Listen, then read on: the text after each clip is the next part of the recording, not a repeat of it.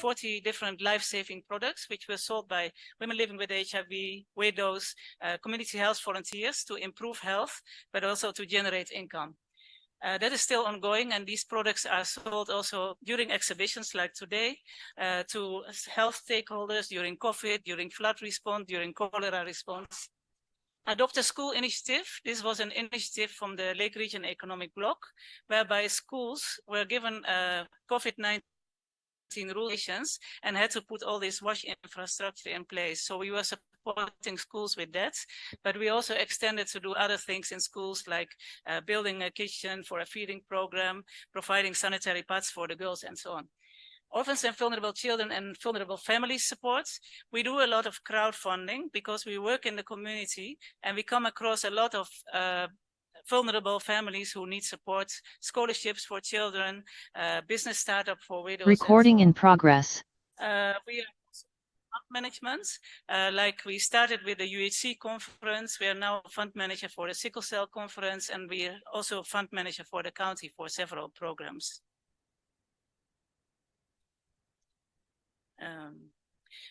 On research, we have, for the 7th year now, we are on neglected tropical diseases. We've done a lot of research on bilharzia and soil-transmitted helminths.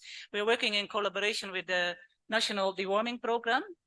Early childhood developments. This is not in schools, but before children go to school, we engage community health volunteers as delivery agents for an international curriculum. Wastewater-based epidemiology for COVID-19 and malaria. During COVID epidemic, we were taking water samples on weekly basis and testing that in our lab using PCR testing kits so that there could be targeted services. We have done the same for malaria. We just completed a collaboration with Camry Busia. Then chlorine generation at healthcare facilities. You see the photo there, the two looking like suitcases. This is generating chlorine. We've installed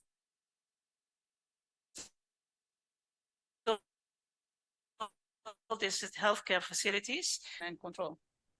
We're also getting into climate change interventions. We have a collaboration, which is in collaboration with NASA, whereby women are collecting data about our rivers and the lake, the quality of the water and the quantity of the water. And this is matched to the NASA satellites. COVID emergency response. We provided them with drugs, and we also did no, not emergency vaccinations at outreaches. So the photo you'll see is in Ombaka, where there were floods in the area, and these were all elderly people who were vaccinated during the day. Surveillance of water sources and wastewater, that is ongoing, and we are members of the Western Humanitarian Hub. Lab services, we have a very fancy lab where you can test your water. We do bacteriological testing and full chemical analysis, based epidemiology. We also started producing alcohol-based hand rub and liquid soap. And it's become an asset for many research organizations where we test wash products, technologies, innovations. We have so far more than 60 publications as a result of having all these assets. And you're welcome to come and test your water in our lab.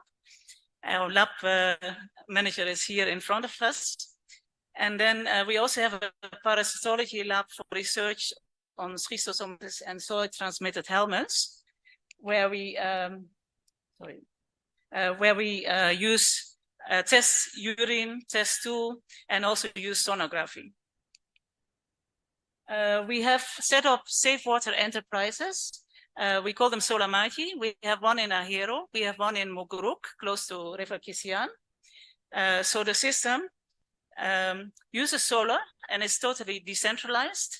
There's no groundwater depletion, and water from the contaminated rivers is disinfected, producing ozone using microplasma technology.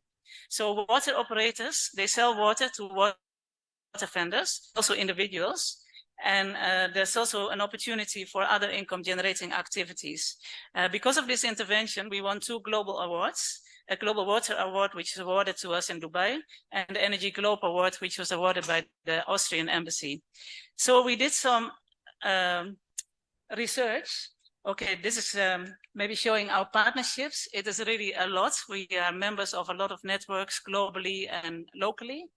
And I think that is the key to our success, to be in partnership with so many people, the county and universities, the Western Kenya Humanitarian Hub, the ECD network, the Health NGO network, and a lot of WASH local and national networks.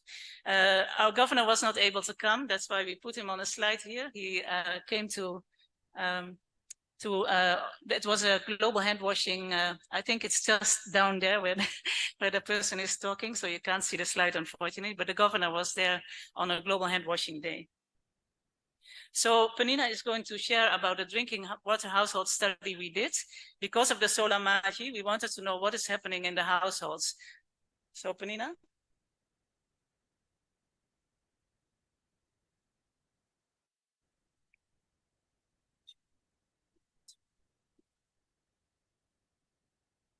Okay, so I'm going to share briefly on the study which we conducted on solar magi kiosks. So the study was to characterize changes in levels of E. coli bacteria in water from the source through treatment, through storage in the households. We also wanted to compare changes in E. coli level. We introduced the program through the CHMT Kisumu and the sub-county health management team Kisumu West. And then the study protocol was approved by JOST, that is Jaramogi Oginga Odinga University, and NACOSTI, and this was funded by University of Illinois in Chicago. And so we did the study around Mugruk. We sampled a total of 155 households, and then we narrowed down to roughly 43 households for the study, and 9 enumerators were trained for the same. And within the households, within the 43 households, we collected water samples for analysis in our lab. So some of the preliminary results from the lab, from the sample 43 households, we looked at their sources, where they get their water from. And so those who were getting water from our solar magi kiosk were 12. There were 12 households. Then we had 11 people harvesting water, rainwater. We had 10 getting water from the surface, 3 from borehole, and 3 from piped water. Public tap, we had 2. Tanker and unprotected springs, we had 1.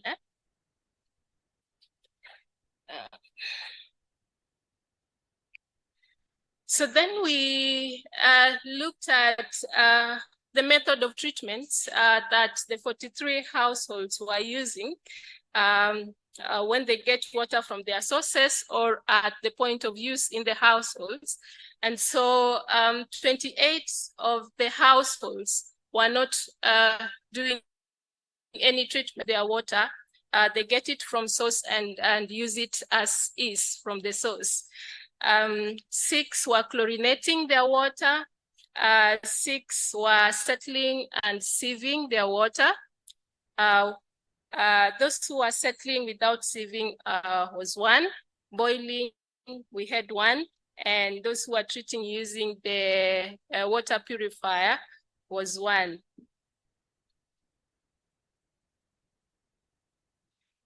So on the lab analysis that we had, we were looking at the water at the point of use at the house to get to know the levels of coliforms, E. coli, and turbidity.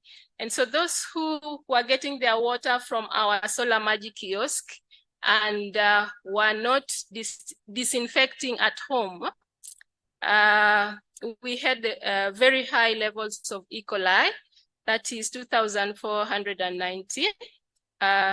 So the numbers were 20 households who were not getting water from our kiosk and not disinfecting at home. And those who are getting not getting their water from Solar Magic, and they are also not disinfecting at home, we had the coliform levels at 275.5. And then from those who were getting their water from Solar Magic and then not disinfecting at home, we had the coliform levels at 526.3. So we had some recommendations that came out from the study. We needed to train on water treatment, contamination, point of stages and use at the 43 households that were sampled and the community members at large, and also train on social behavior change communication. There was also a suggestion of pre-filling water jerrycans to minimize recontamination while handling water at the kiosk. Marketing of the Solar Magic kiosk, also to encourage the water operator to have other water treatment products and hygiene products. Customers to wash hands prior to collecting water. We also needed to provide IEC materials, reflectors, water vendors and customers. Also posters to educate on the processes of treating water using ozonation and the benefits of the Solar Magic kiosk, and to train CHVs door to door on social marketing and awareness on hygiene products. So finally, after the study, we disseminated results to the county and sub-county health management committees. We also disseminated results to community leaders and households. Training was done to community leaders on safe water systems, storage, handling, and hygiene promotion, plus social behavior change. We distributed posters, branded reflectors and jackets, and we are continuing with quarterly water testing at our lab. Thank you, and those are our contacts for further collaboration. Yeah, those are the conclusions, and then our contacts. Thank you.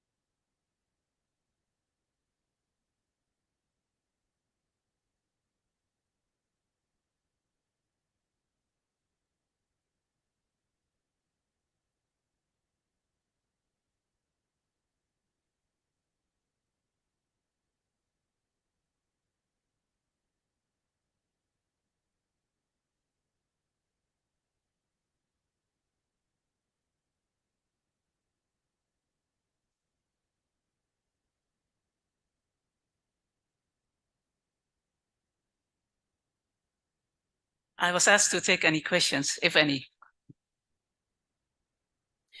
And I would encourage everybody to check our exhibition. We have all the beautiful products there.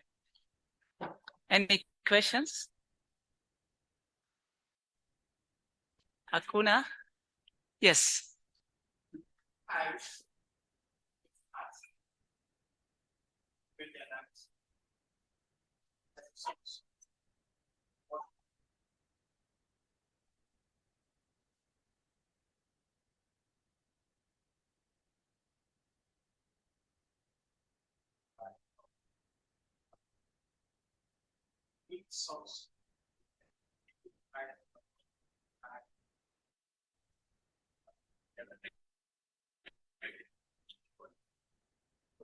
Okay, I am lucky that our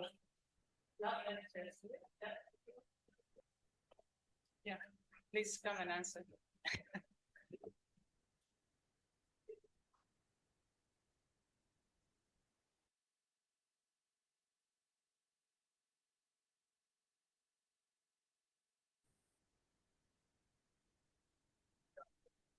Thank you very much for that question. I think the question is asking is very important, but apparently it was not factored in our presentation. But from what I can say, the community were using at that particular village was very, very bad compared to other treatment method, particularly the one that we were focusing that is called ozonation. So that is the answer that I could give.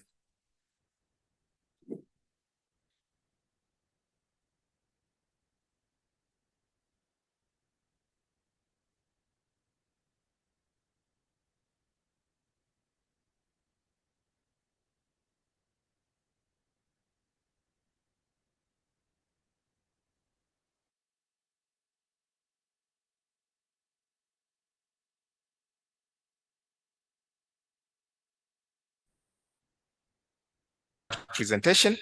Now, and from our program, our next presenter is our director, the Institute director, that is Mr. Robert Owino.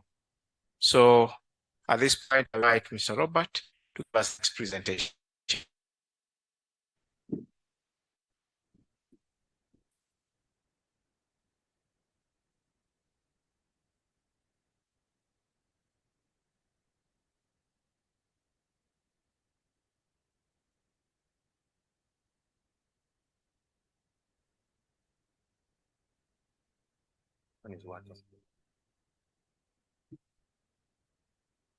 This is for what?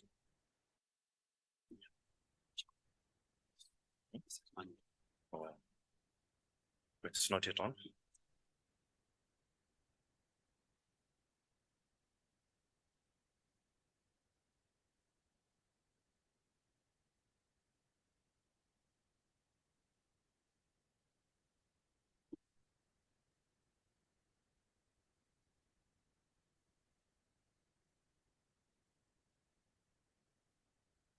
Good afternoon, good morning, good evening for those who are joining us online. My name is Robert Owino, the Institute Director of African Higher Education Research Institute. My presentation will be more of a summary of our projects that we have engaged in on digitalization under the topic digitalization as a bridge towards sustainable development. Serving the underserved in rural and informal settlements. The outline will be, we'll have a background of our intervention. Then we'll look at some of the achievements, highlight opportunities to support sustainable development, because we have deep partners focusing on different objectives. Then we look at challenges and myths that we have met, condensed in, from both projects, and then finally some recommendations. As alluded to from our keynote speaker, a key component of this conference is on partnerships. And we have seen that this is inevitable if we want to be impactful, particularly in the digitalization space. We have partnered with organizations nationally and also internationally, both for technical support and also for funding. And we cannot underscore the importance of partnerships. The other element is community engagement. because of the novel nature of our intervention, this was very key in understanding particularly the needs of the community, their understanding, and their receptiveness to this intervention. Of course, there are different perspectives that we met. There are those that were repulsive, there are those that were early adopters, and of course, there are those that large amount of our community required convincing. A big part of our intervention was on sustainability. And for those who have dealt or are in the digital space, you know that this is something that even the government is grappling with. We are aware of the hotspots for digital information spots that the government is rolling out, which is a good concept, but the issue is how do we sustain them?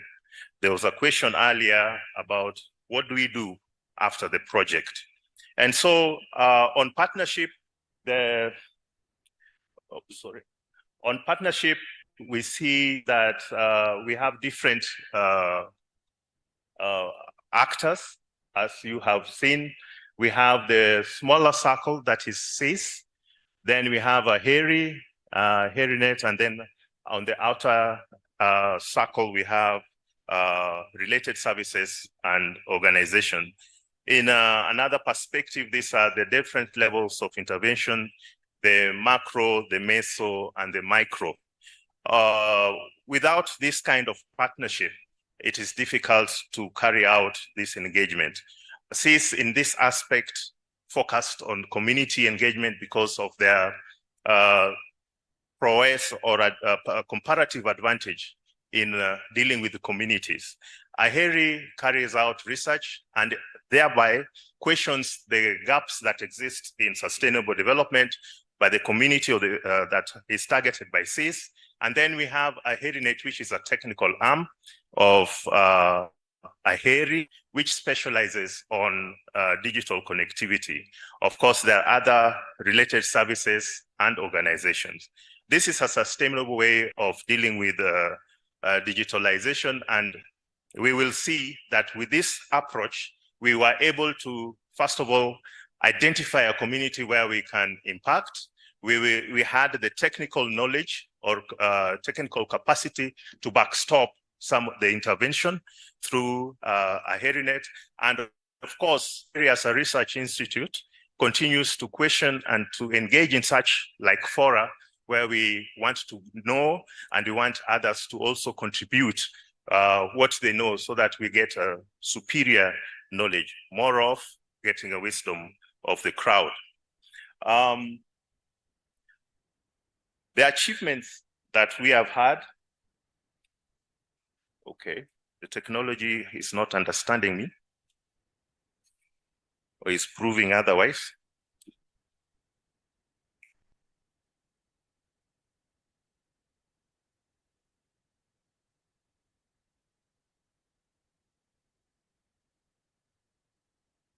That it's on, okay. Then you stand here and control it. The achievements we've had, we talked about partnerships. We have identified Basic Internet Foundation from University of Oslo, whom in a conference that we had in 2019, there was a paper presented on how you can use internet to support health, and specifically how you can use community networks. Community networks are internet networks that are just within a community. And there was a paper presented on how a community in Tanzania, in Dodoma, was connected and they could pass it over information about health to the community. Around this time, we had certain challenges of data, and we tried to carry out a project within the communities where we reached in. We developed digital villages and community networks in the 3 offices or 3 field offices where CIS operates, and also connected a technical vocational institute in Rachuonyo East, Omuga Training and Technical Institute, where I think the impact was when we got to that community or to that school, they had about 256 clients. But when we deployed the information hub, right now they have about 600 students after 3 years. I think that is impactful. And this was in 2019, which is very important as the narration will go on. In 2021, through a partnership with Dent Wireless, we provided connectivity to 45 secondary schools in the 3 counties where we work in. This served a total population of about 22,500 students. We have developed a rapid assessment report, which will then inform our future engagement in this area.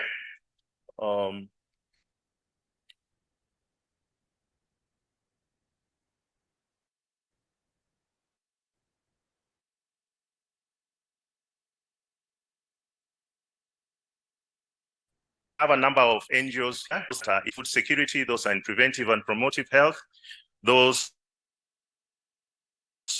we would like to share the opportunities that exist in each of these areas. First of all, we have the smart and sustainable agriculture. Smart agriculture is about using data and increasing yields, but we also say that we just don't want to increase yields at the expense of environment, and so we talk about sustainable agriculture at the same time. Agriculture implements Internet of Things through the use of robots, drones, sensors, and computer imaging integrated with analytical tools for getting insights and monitoring the farms. The use of data to guide discussion, decisions, and action. And we have seen this particularly as the weather pattern changes, or the climate changes are also observed. We have partnered with Calro, who have immense or a lot of tools that are beneficial to the farmers. However, there is no access to these tools. And so I will urge those who are here who work with communities to also create partnerships or to seek partnerships with those organizations that have these tools. And you will be part of the value chain to introduce or to avail these opportunities to the communities. The agricultural sector is the backbone of the economy, contributing approximately 33% of our GDP, and mainly covering or employing about 40% of the total population. 7% of these are in the rural areas where all of us come from, or those who have attended this conference have a focus on. We have EduTech, and in an assessment prepared by the World Economic Forum, it indicated that the growing proportion of jobs in sub-Saharan Africa are becoming ICT intense. Digitalization within the economy has prompted increased demand for digital literacy skills. Now we have universities who have specially said that their degrees have another name, whatever degree with IT, whether the students understand what IT means,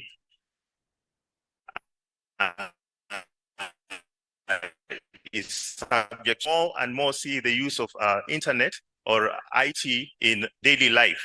You can imagine the frustration you'd get if you traveled in an airport that is fully automated, yet you've never operated a smartphone. So these are opportunities for us to engage in.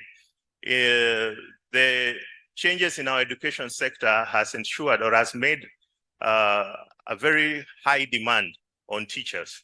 There's a school we have connected where now we have one teacher teaching 2 classes because of connectivity and having shared learning facilities.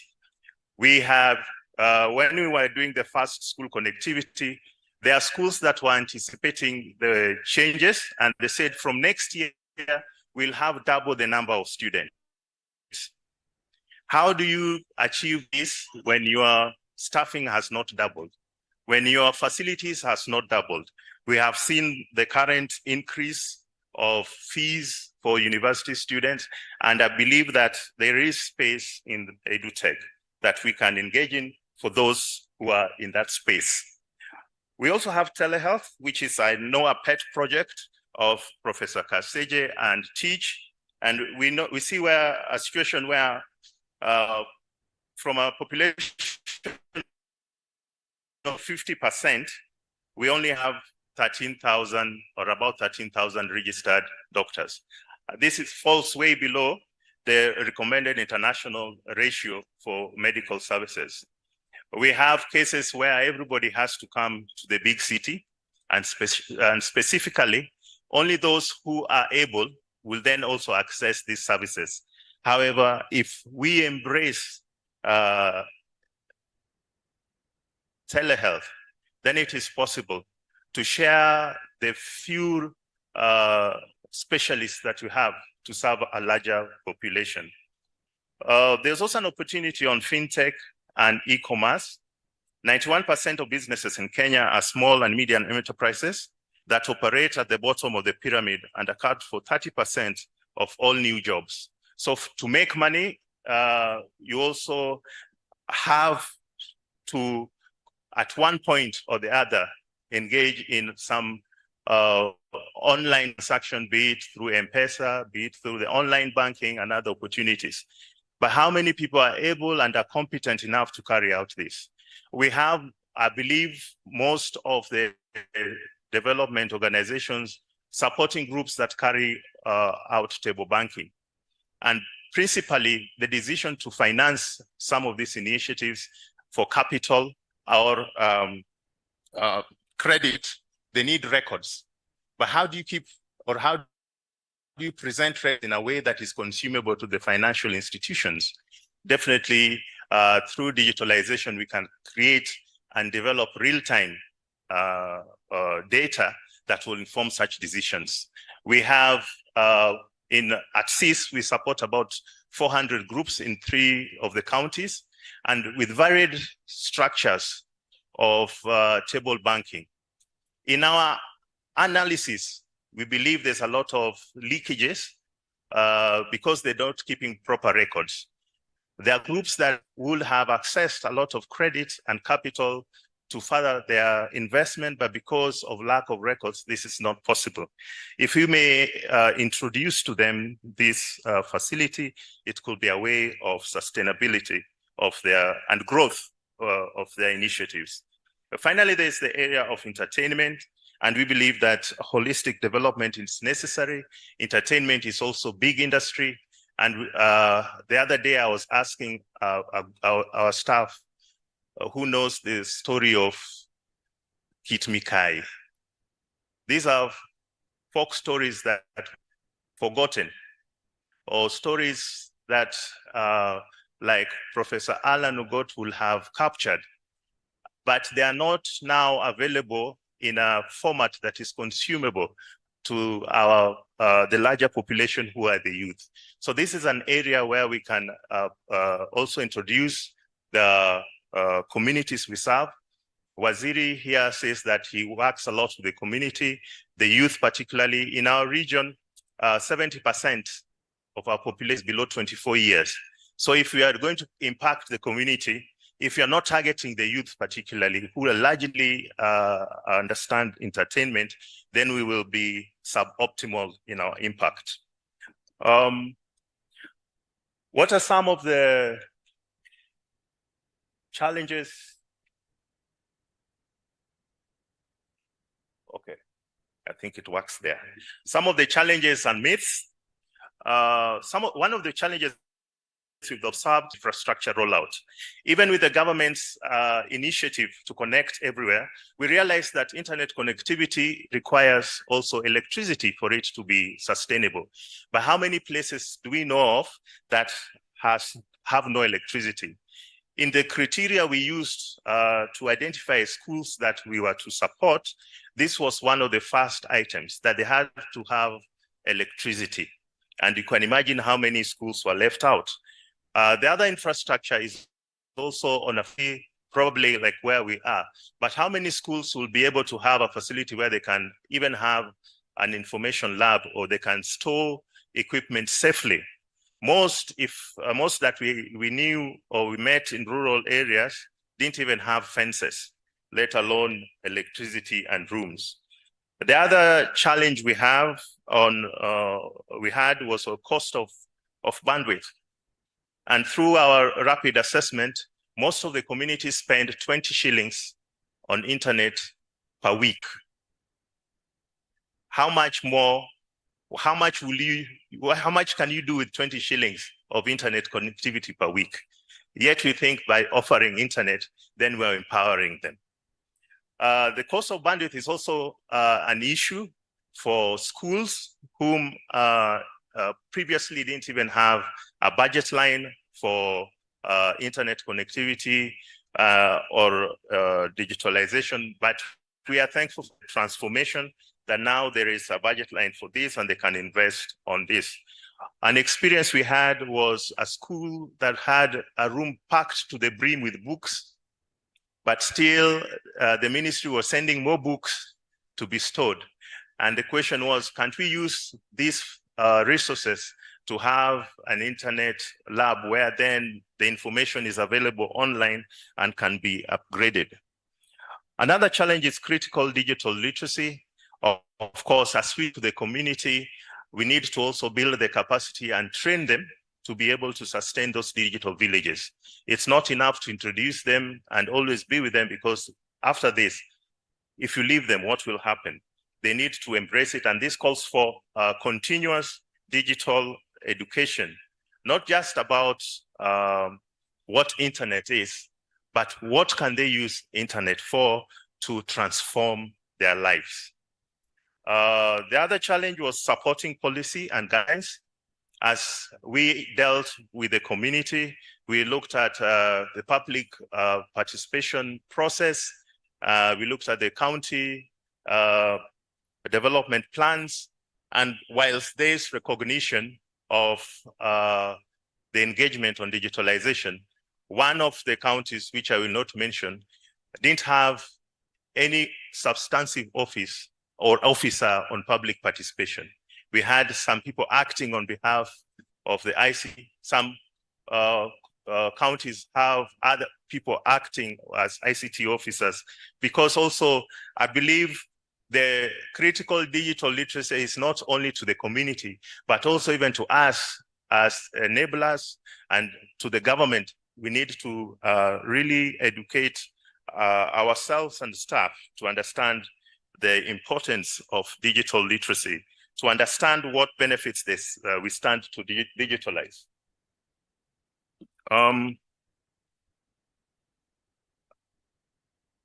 The other challenge is exclusion of vulnerable groups from digitalization. Even our staff decided to exclude certain groups. We said for the old, or for the groups that have seniors, not old, for the groups that have seniors, let's not bother with even the digitalization process. Until we went to one of the groups, and a senior lady talked about TikTok, but she was complaining that the grandchild is always on TikTok and not carrying out their chores, the house chores. So they know what TikTok is. The others that when we engage them, they don't know about digitalization. They don't know what internet is. But when you talk about Safaricom, they know. When you talk about Airtel, they know. So it's an issue of also definition. In one of the projects, reaching out to the community, we tried to also engage some of our linguists and to try and come up with local names for digitalization. What is a mouse? What is an app? What is download? For somebody who's never spoken English, how do you tell them to download? Or what is an app, an application? What did we use? Of Okenge. After much discussion across the board, we identified Okenge as an application. So how do we engage or draw in the vulnerable groups? In the schools where we went to, there are those that are disabled who rely a lot on support of their peers. And this is an addition or a thought that even as we engage on digitalization, what are we going to do that need Braille? How are we going to engage with those that are not here? So those are thoughts that we can also, or opportunities we can reach out to solve. A myth is that digitalization is harmful to values and culture, which we need to address and to more or less focus on the benefits of digitalization. The other myth is that digitalization is expensive, and this we found in us. We asked them, okay, how much will you pay for internet? And we said the minimum will be 8,000, and they said 8,000 is too much for internet. We can't afford. However, when you ask them how much do you spend, and they said each teacher is given some amount to go and upload or do something at the cyber. The bazaar has some amount that he is allocated, and the principal has been given some amount that is allocated. And that's, if you go to the cyber, you're also given transport to go to the cyber. And we asked them, where is the cyber? And we went to look at the cyber, and the speeds were very low. So if you look at it cumulatively, they spend more. But the idea that you can actually pay for connectivity to support the institution and to also carry out learning management systems, where you will also have platform, you keep your records, you share information more effectively, is frowned upon or is not understood. So that's one of the myths that we had.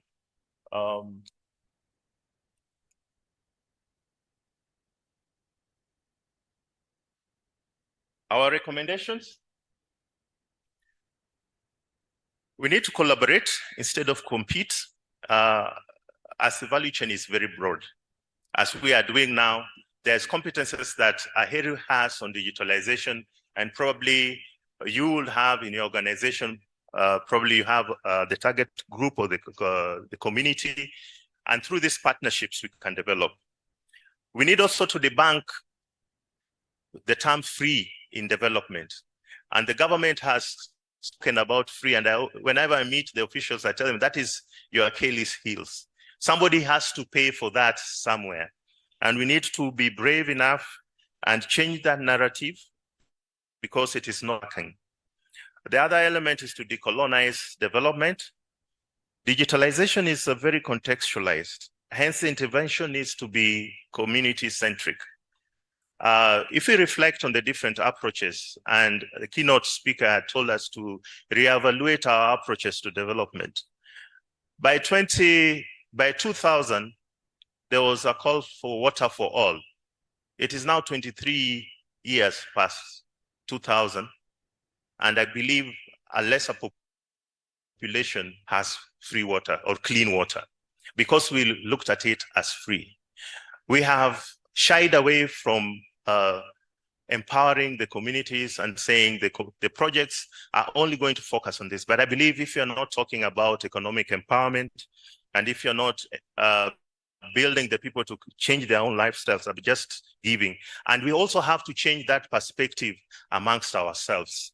We went to, in our community entry process, we were calling certain government officials and the community, and the first thing they ask us is there transport, or is there lunch? You are empowering them, but they're also demanding from you. So what do we need? Who is helping the other? We could say as NGOs that they're helping us to sustain our jobs, but the objectives of sustainable development will not be achieved. We need to integrate digitalization in all development initiatives, because digitalization on its own cannot stand. Without food security, without economic empowerment, why are you digitalizing? It has to have an impact on what you're doing. It's just not enough to be online or to have internet accessibility. So as we go out, this has been a successful approach we had. We always ask the groups, or we ask the school, what are you doing? And then we use digitalization to make whatever they are doing easier, or to make them achieve it faster, so that there is benefit for internet connectivity. The other recommendation is to have communities as focused digitalization instead of technology. And we have seen people saying that we have this technology, it is better and all this. Ultimately, if it's not about the community, then the whole process will fail. And then finally, last mile is a public good. The spectrum is a public commodity, and so we should not commercialize it. We should not leave digitalization or internet connectivity solely for the commercial entities, but see how to speak, how to be part of it. Just like health is not only for government, it's not only for the hospitals where you pay money to, but it primarily is a public good. Just like education, it's not only for the schools that receive the fees, and it's not only for the government to institute or follow through, but it is a public good that everybody needs it. And so I will conclude with that internet connectivity and digitalization is a public good, and we should all be part of. The full paper has those resources that you can reach to, and we will share with the scientific committee for your accessibility. Thank you very much. Okay.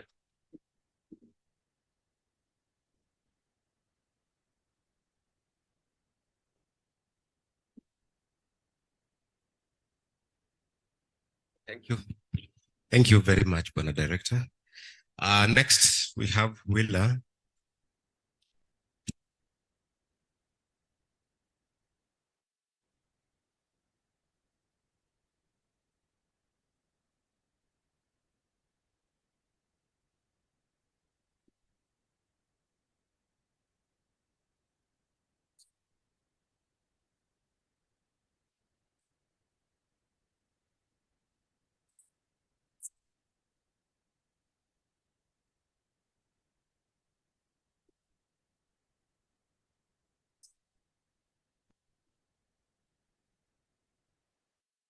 Well, good afternoon, everyone.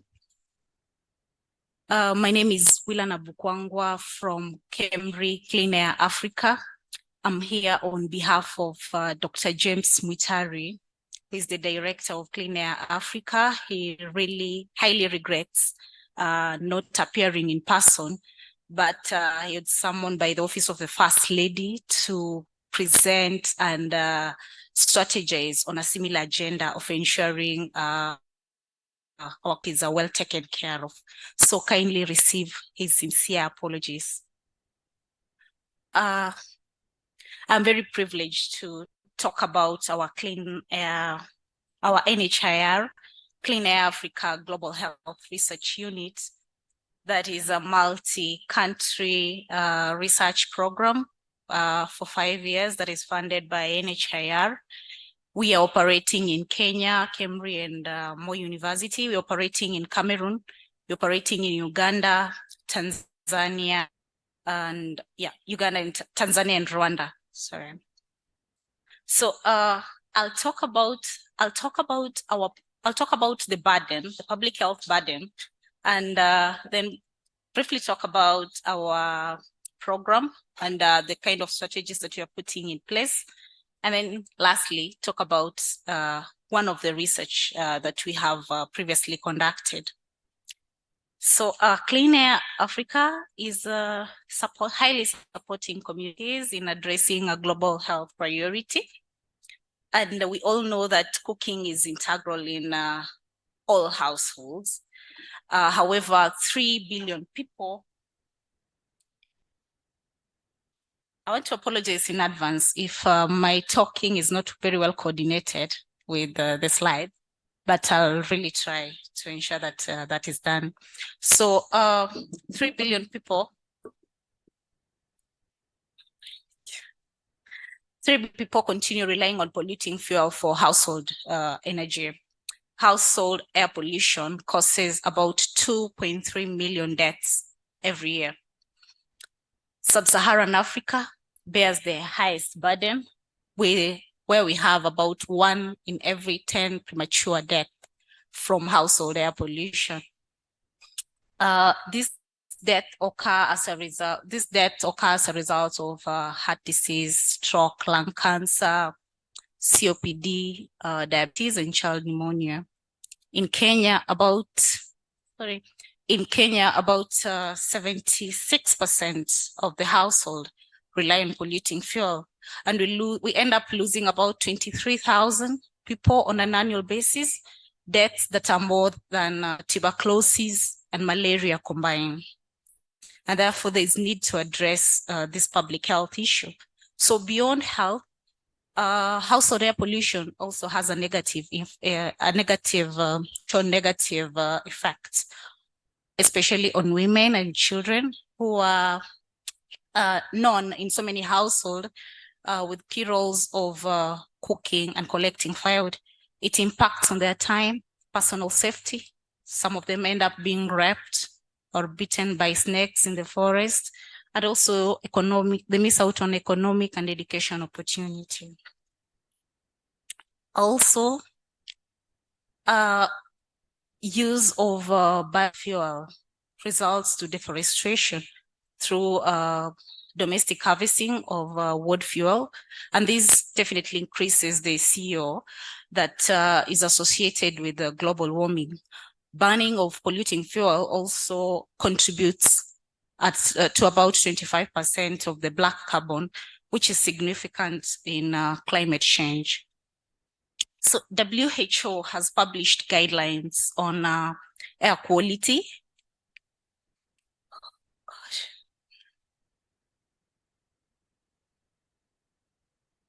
Yeah, so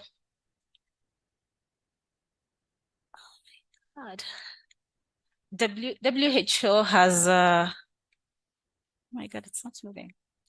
Yeah. So WHO has published air quality guidelines for household fuel combustion to address the burden of disease from household air pollution, within to make the policymakers, stakeholders, and donor organizations understand the best strategies to address the burden from polluting fuels. And it's key to illustrate that the key pollutants from combusting polluting fuel are particulate matter 2.5 and carbon monoxide, which has no smell, that kills a high number of people. So the interim guideline illustrates that for you to be able to achieve at least the health, positive health, you have to acquire around 35 micrograms per cubic meter of particulate matter 2.5, and also maybe be exposed to at least 7 parts per meter cubed of carbon monoxide per 24 hours. It then highly recommend household use clean fuel such as electricity, LPG, biogas fuel. But the reality is what is scalable and available in the community is LPG. So LPG is known in communities. It has penetrated, and we have around 25% of the Kenyan population are exclusively using LPG, and maybe doing other clean stacking. By clean stacking, I mean they may be using other clean fuels where in addition to the use of LPG. So beyond that, LPG helps also in mitigating the climate change by reducing the methane that is produced from combusting biomass fuel. And also, it also helps us to achieve the acquired health that has been recommended by the WHO. However, International Energy Agency states that we are likely not to achieve the recommended to achieve the SDG goal 7 of access to clean energy by 2030. And in fact, we anticipate perhaps with the current progress that we are doing with the communities, maybe we, by around 2030, more than 60% of the sub-Saharan Africa will still not have access to clean energy. Then what do we need to do? We need to be vibrant and offer scalable strategies that can be adopted by communities. So that is why Clean Africa is working to do evaluation, communicate, train and capacity build, strengthen the health system, and offer adoptable innovation that are very relevant in ensuring that households transition to clean cooking fuel. And it's not just household, we're also working with institutions such as schools. So we have several aims, around 5 of them. And our aims are very geared to, 1, achieving the Sustainable Goal 7, which is also which will also help in achieving the other sustainable goals, such as the gender equality, climate action, decent work, economic growth, and good health. So the first aim, the first aim is addressing barriers to clean cooking, especially at the household level. We are going to conduct, and we've been conducting research, although they were mixed method, but we're going to actively now work closely with the private and public partners to evaluate the health and social impact of the strategies that can facilitate scaling of clean cooking. So number 1, we're going to work with the microfinance initiative, because we understand that the key barriers to access or sustainably use clean cooking energy is the financial constraints. So we work with the microfinance to see how they can help each other to transition. We'll also evaluate a program known as Pay-As-You-Go LPG that allows incremental payment of LPG, which goes at a small cost, or like 20 shillings or even less, the way the households are used to acquiring other sources of fuel, such as wood and charcoal. You can also see the sufurias there.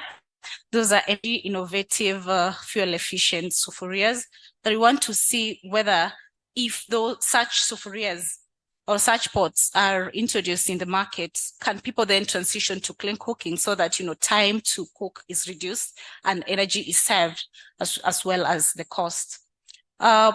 Additionally, we'll also evaluate the use of pressure cooker as an intervention by educating the household and, telling them that you can cook githeri using LPG because of the pressure cooker, which is highly efficient, saves your time, and does not expose you to additional risk while using, which you're exposed to while using polluting fuels.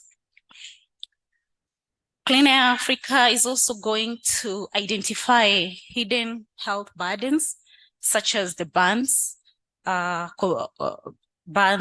disease, and also the respiratory illnesses that are known to be associated with polluting fuels.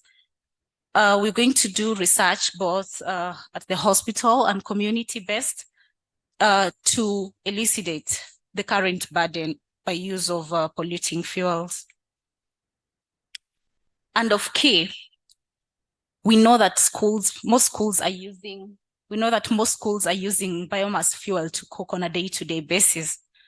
40,000 schools consume 250 tons of fuel on a daily basis, which is never going to be sustainable if we're going to stick with the same trend. We're therefore working with the Equity Bank Foundation and other partners who are currently transitioning schools to clean cooking, with the key of identifying the health, education, and environmental impacts from adoption of LPG for cooking. Equity Bank Fund has supported so far 100 schools to use LPG, which is a big thing. And we hope that we can be able, from the lessons that we're going to acquire from the research conducted, then we can help other vulnerable schools to be able also to transition or unpack the barriers of transitioning to clean cooking that can be supported perhaps by partners as well as the government, because it's a key agenda for the government as well.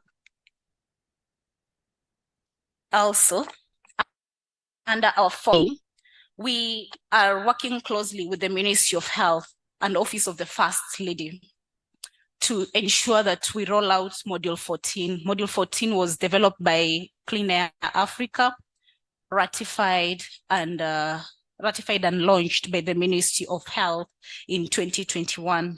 This is currently underway, and we're going to have all the CHV, I think around 130,000 being trained on the Module 14. Module 14 is all about the effect of household air pollution, and we want to ensure that everyone is enlightened because this is key. As Prof said, that we have other determinants that usually, of course, cause illnesses. So this is key for us. And therefore, we have already trained around 20,000 trainers who will be working in the 47 counties.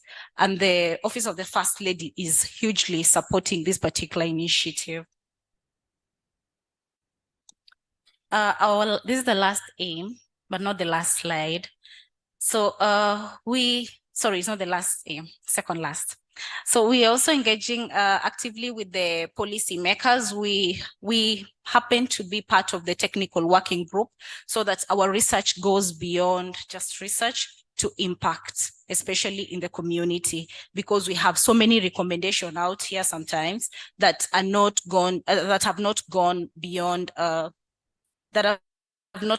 Recording stopped. Action. So we are trying our best to ensure that we push our research recommendation to the policymakers to have them implemented. This is the last aim on capacity building for household air pollution and health research. Clean Air Africa is actively training communities. That is one. We have enrolled 8 PhD students who have already started working on to see other innovative strategies that can be incorporated in our research as well. We are also offering short courses to train people, to train journalists to know how best to report household air pollution or air pollution related illnesses.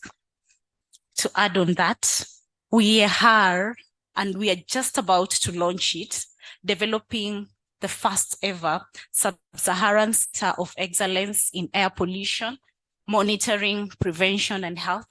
So we have imported, it's currently, it has already been installed, the state-of-the-art gravimet and analysis lab that is currently being collaborated by Berkeley Air, Liverpool University, Measurement Technology Laboratories, Columbia University, World Health Organization. They're all our collaborators in ensuring that this particular lab center is ISO certified. We have now, and it's still ongoing, highly trained experts within our center on air pollution and health. And we hope to be able to support counties to measure air pollution, both ambient and at the household level, and also train, capacity build other people on the burden and how best to mitigate issues regarding household air pollution.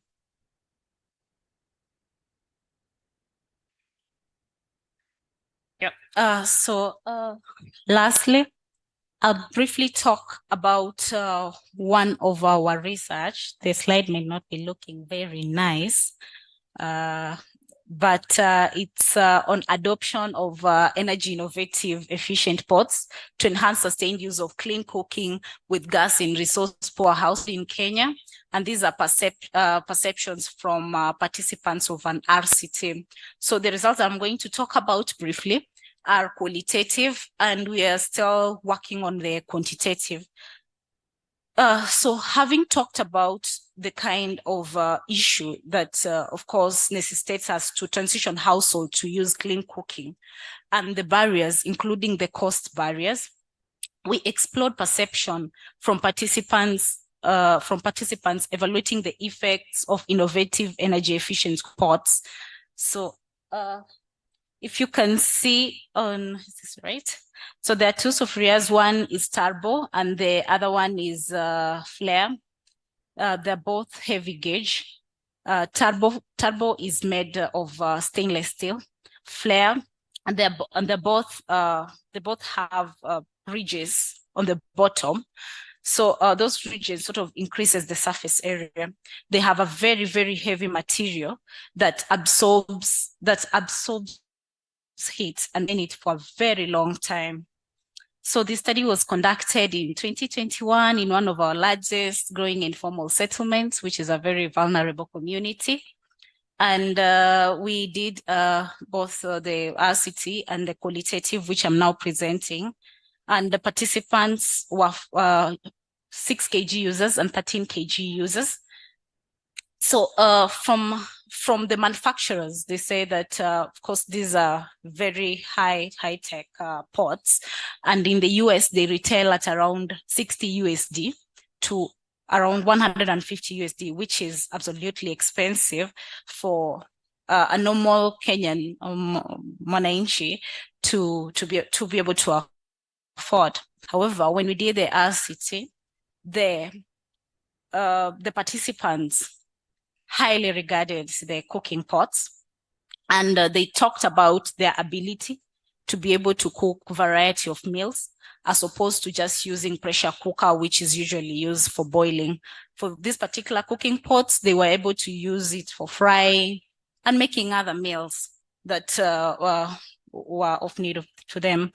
Beyond that, they could also allow their children to use this particular pot because of safety. Pressure cooker is of course, there are myths, and people sort of are not very open to use pressure cooker in so many households because of the accidents, especially when used by children. So they say they can be able to monitor their foods while they're being cooked. And the sufurias were able to retain heat up to around 3 hours after cooking. Beyond that, they were able to save their gas because they were asked to use LPG exclusively. So they were able to save their gas up to 2 additional weeks, 1 to 2 additional weeks.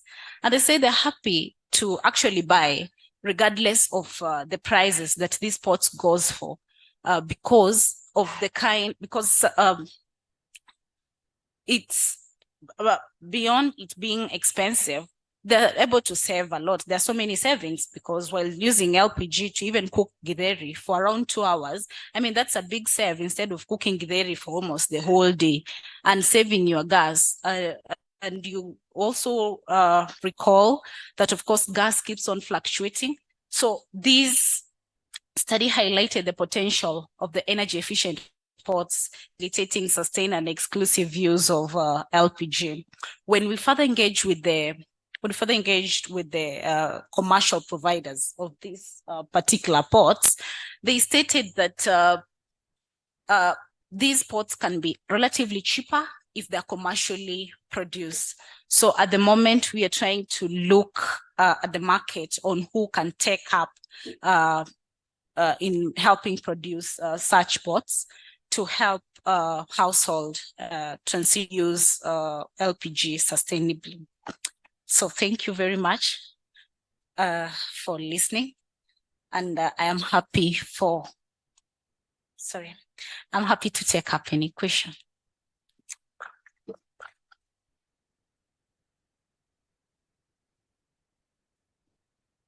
Thank you, Willa. We will be happy to field questions later. All right. Okay. Thank you very much. Once again, Willa, thank you for that wonderful presentation.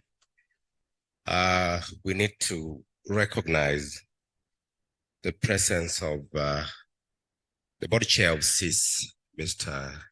John Were. Yes, I feel most welcome. Thank you very much. All right. And I also need to let all of us know that we also have a team of attendants attending this conference online. So we are more than the numbers you see here. We have company. Thank you very much. And now I will request Dr. Alfred Osoro to come forward with this presentation. We have designed this session in such a way that there will be questions at the end. I thought that would help us save time. All right, thank you very much.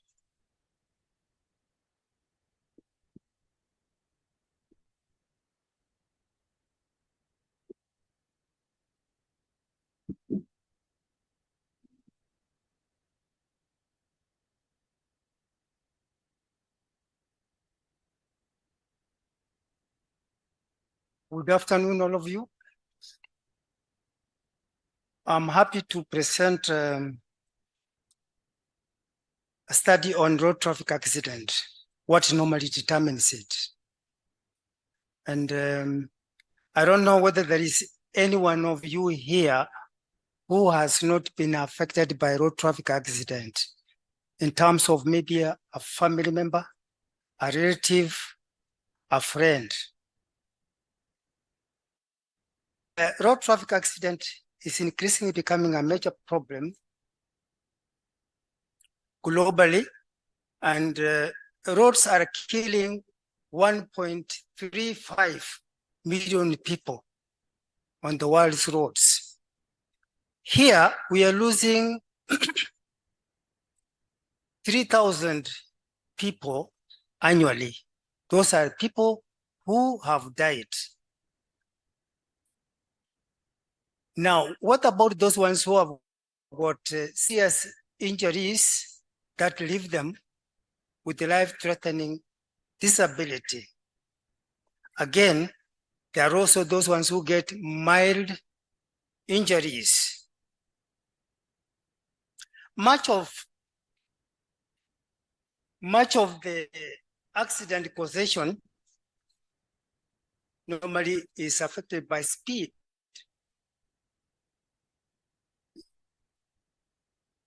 Drivers normally get mad when they are driving.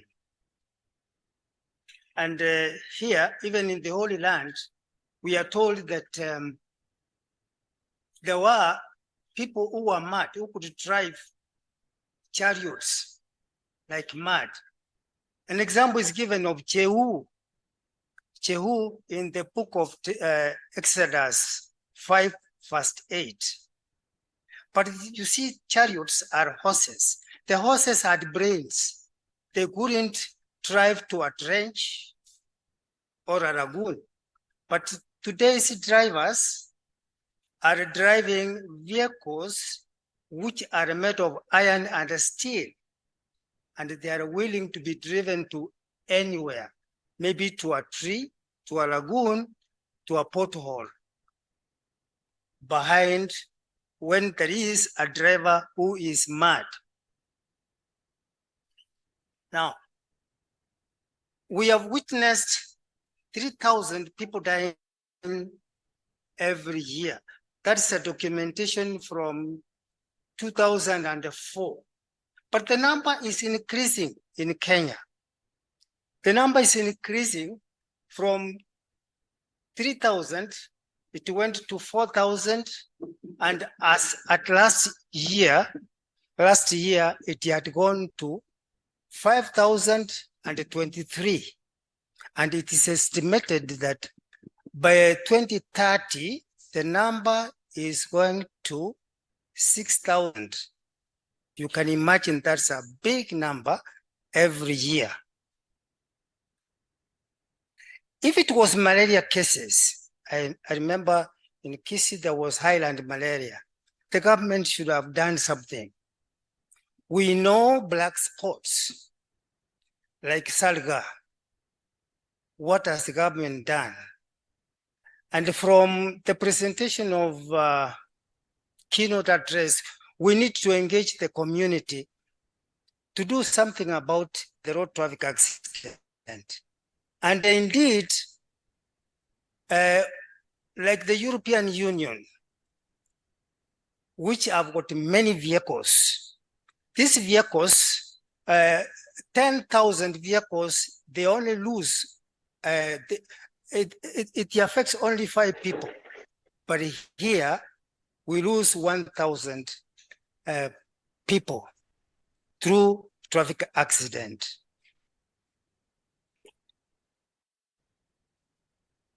Now, what was the purpose of this study?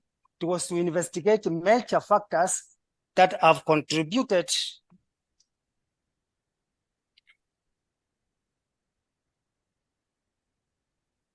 to accident causation both in developed and developing countries, which include Kenya.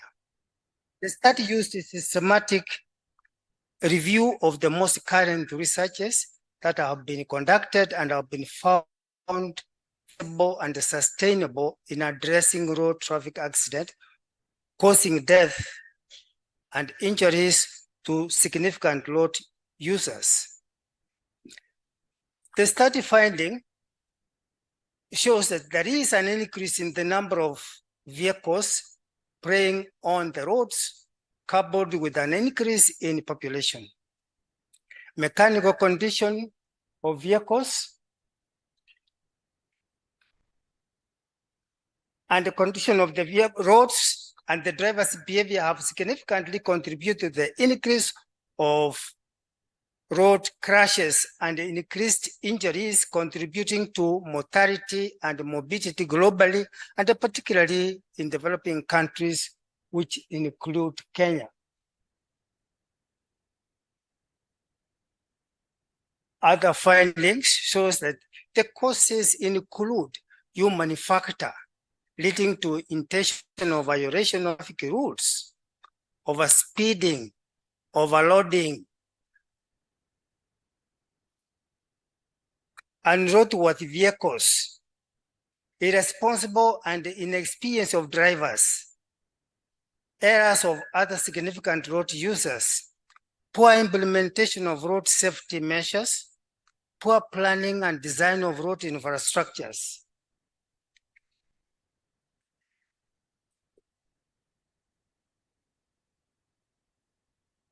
Okay. Recommendation.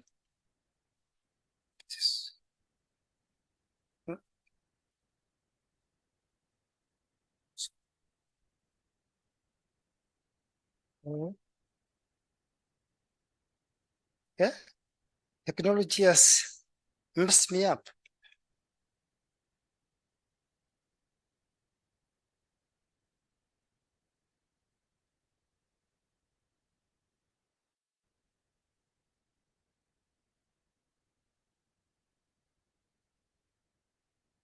Implementation of road safety through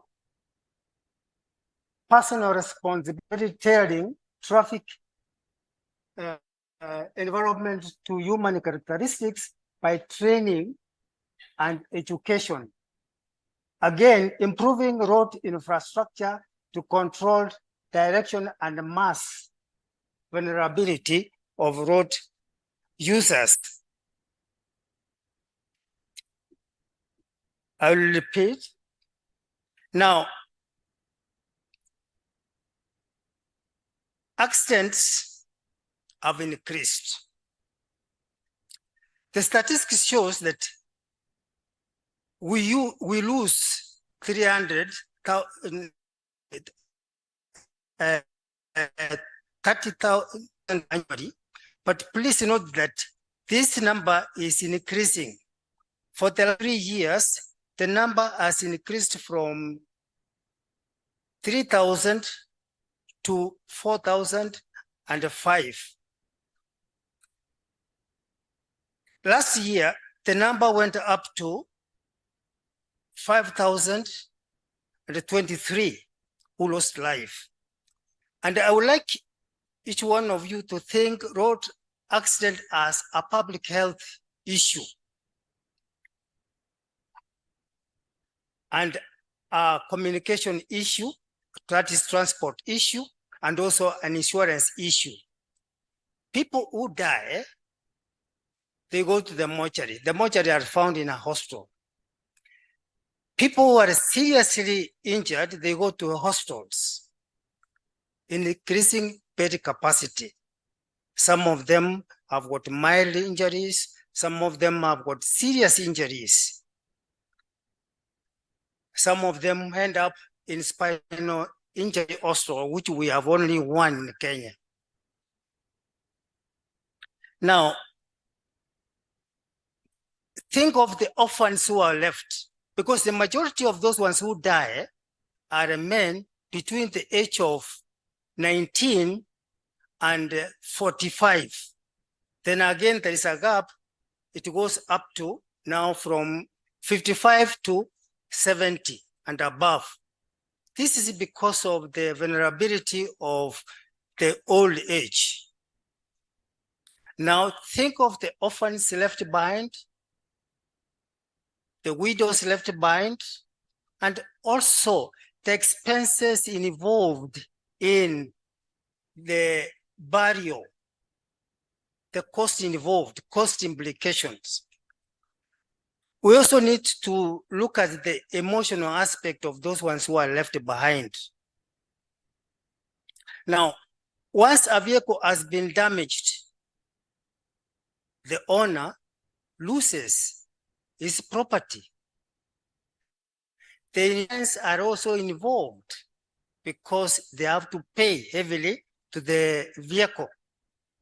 The driver, if he happens to survive, he will also die. But if many of them, they survive anyway, because they know when the accident is going to occur. Speed is blamed.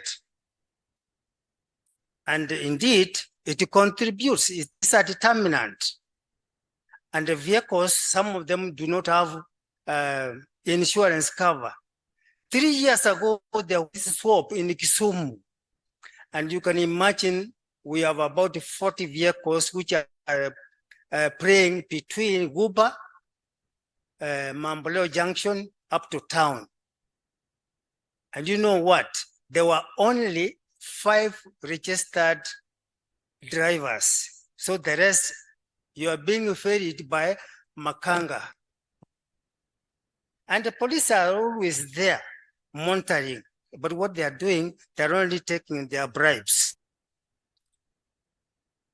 So remember that the vehicles are now killing people on the roads. And a good example we have is the European Union. 5 people die. And in the Netherlands, only 1 person died more than 100 years ago. What have they done to succeed? They have created a phenomenon in which they are controlling speed. They have also put vehicle guards. Like now, Saliga, we do not have vehicle protection guards. We have Ahero to Sondu. We do not have those guards. We have accidents, Bungoma Busia, which is a black spot, which we should be able to have vehicle protection guards. We do not have that. And also Thika, Mahua, there are accidents occurring.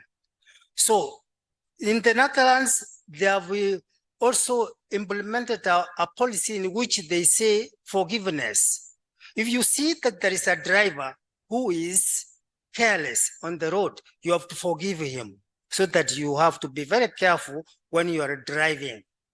And then the speed limit is 30 kilometers per hour, meaning that if somebody is not going to die, but is going to be injured, and that injury is going to be treated and the person goes home. And they have also put sites. Those vehicles which are carrying flights, they use the middle road. If they are using the middle road, which is having high speed, then with that, there is no problem. But the side roads, the speed must be checked. And in any case, even those corporations which have got vehicles, there is a warning that if you are overspeeding, you must be reported. So then we need to have community engagement. The community engagement is that we need to remove this from the government policing to people's policing that accidents should not occur. And in any case, when people are involved in an accident, normally it is the people who are the passers who normally help those ones who are injured. Where we know that there is a black spot, there should be a vehicle there which is storing, taking away the vehicle which is involved in an accident, and even an emergency vehicle which is roaming about around there to support them. A good example is South Africa, where they have a vehicle which is around the vicinity of black spots. And also in Israel, if you are having this habit of causing accidents, then if you have killed somebody, then you are assigned 1 year to go and work with the family of the person whom you have killed for 1 year. And in that, you see, they're using the psychology, and in that somebody can reform. If maybe the family will be hostile, then you are assigned to be driving an ambulance of a hospital to see the pain and the injury which you have caused. Thank you.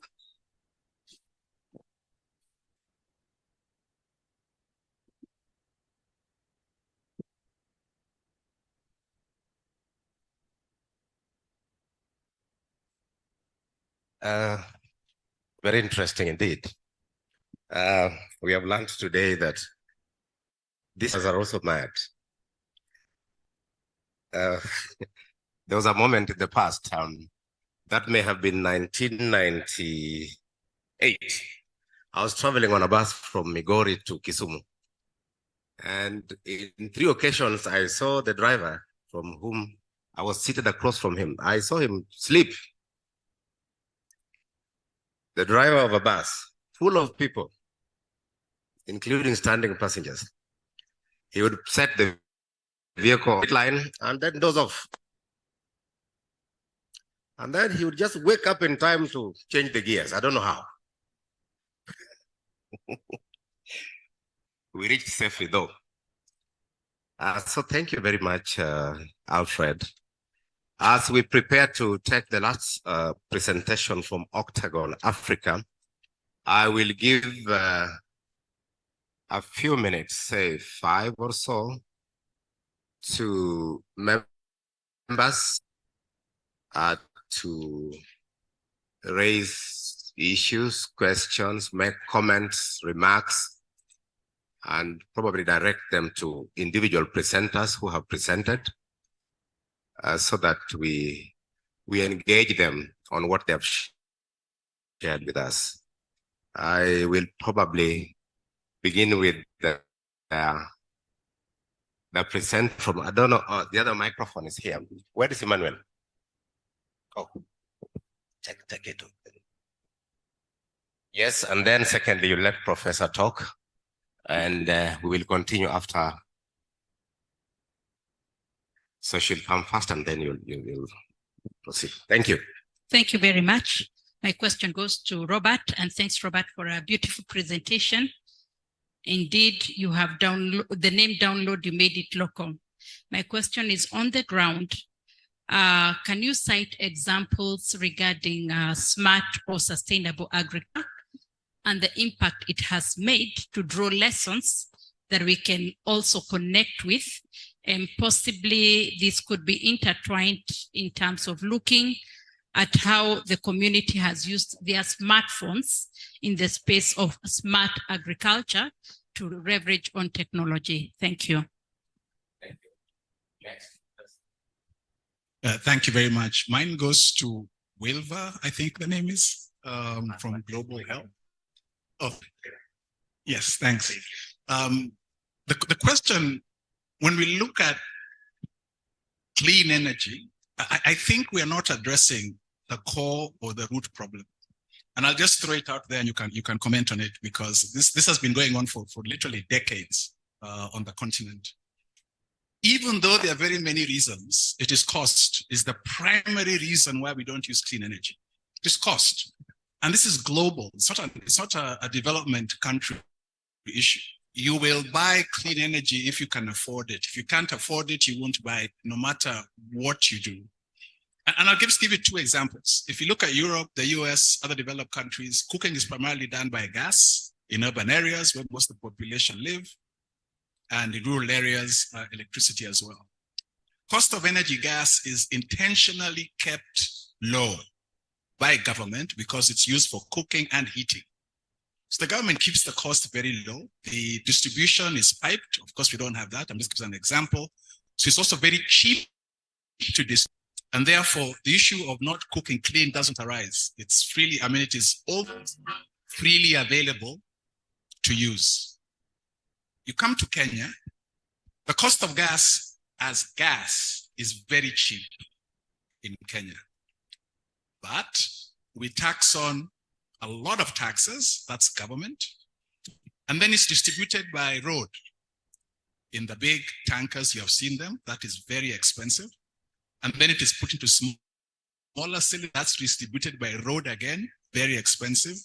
And then you go pick it up by road, border or bicycle, also expensive. So the end use of that gas, which is relatively cheap, is very expensive.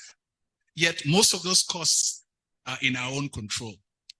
So I just want to hear about some of these core issues that no matter what else you do, if you don't address these core issues, I don't think you'll make much traction. Thank you. Thank you very much, Professor. I will still take two more questions.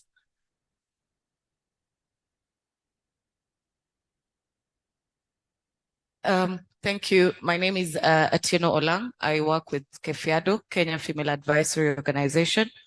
My question goes to Mr. Robert Owino, and it's in line with the digital safety and security, bearing in mind that the national laws and more specifically to the Cyber Crime Act, which does really holistically speak on technology-assisted violence, that is online GBV.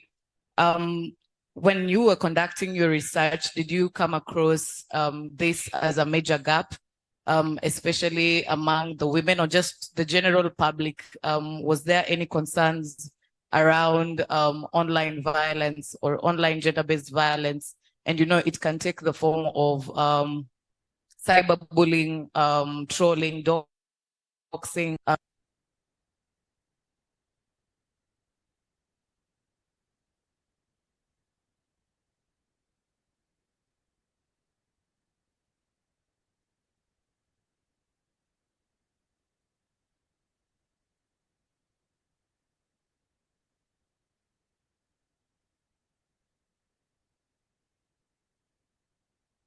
I want to thank the third presenter for that good presentation.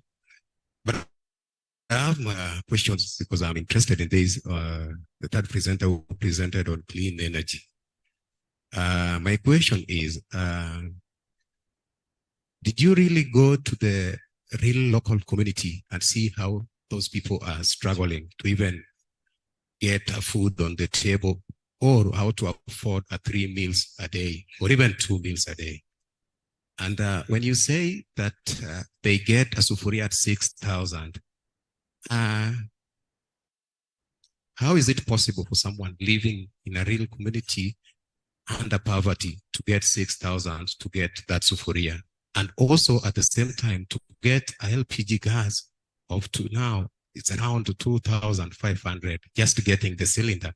You've not even filled that cylinder, which will require this person to use more than 1,200 a month. The person who is living under our $1 a cent in a month. Thank you. Afternoon.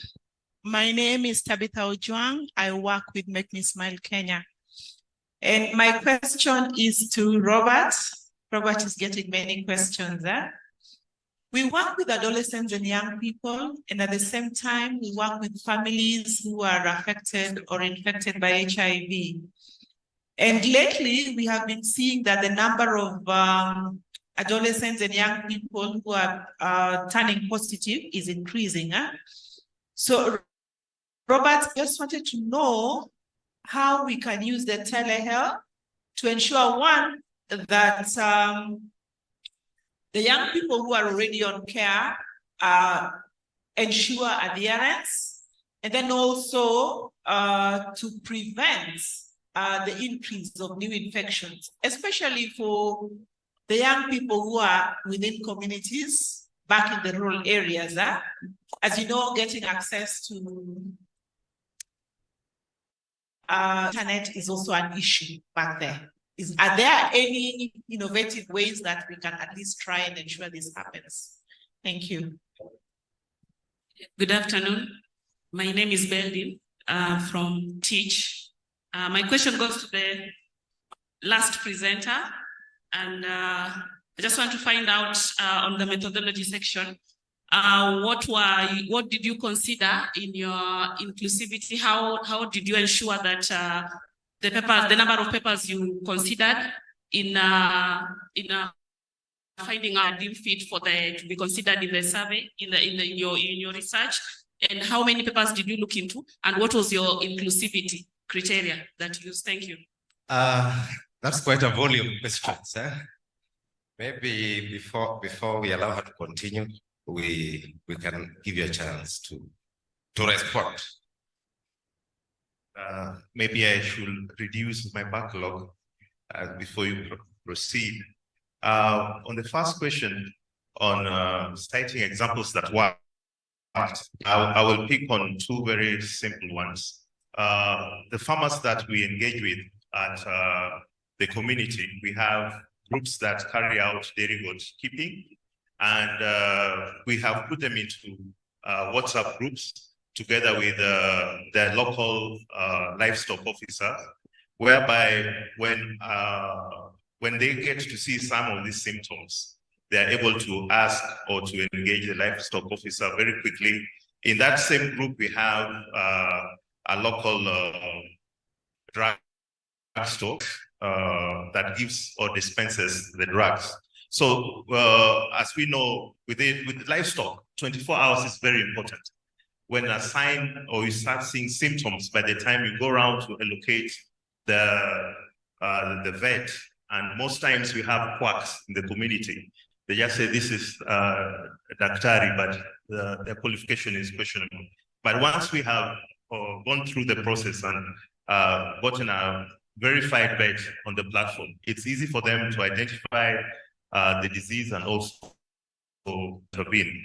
Another way that has helped the farmers is by identifying diseases among the crops instead of relying on extension services, which has really been affected by the devolution. The farmers are able to identify or to access agriculturalists and identify processes that will help them improve their yield or intervene in case of disease and pest control. I hope that is a way or an example where it has worked. Well, the other example is of aggregators for small farmers, so subsistence farmers. Sometimes they may not access markets, but if you have an aggregator who gets to know where the farmers are, collects the produce and is able to sell en masse, that has worked. We have examples of platforms, but because they did not pay to attend conference, we may not speak about them, but they are commercial entities that are making money from just exchange of information with the communities. Atieno Olang asks about digital safety and security. One thing that we have experienced is that as much as there is legislation, particularly like the data protection, a lot of people don't know even when they are being abused or when they are being taken advantage of. So we have partnered with organizations that specifically carry out this lobbying and advocacy on digital rights.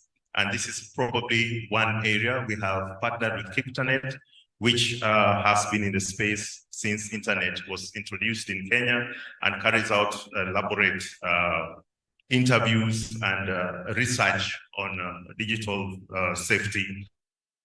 And as we also engage with the communities, we carry out training on digital hygiene, because it's not only safety, but also the groups need to know what should you post online. How do you make sure that you don't open yourself to abuse?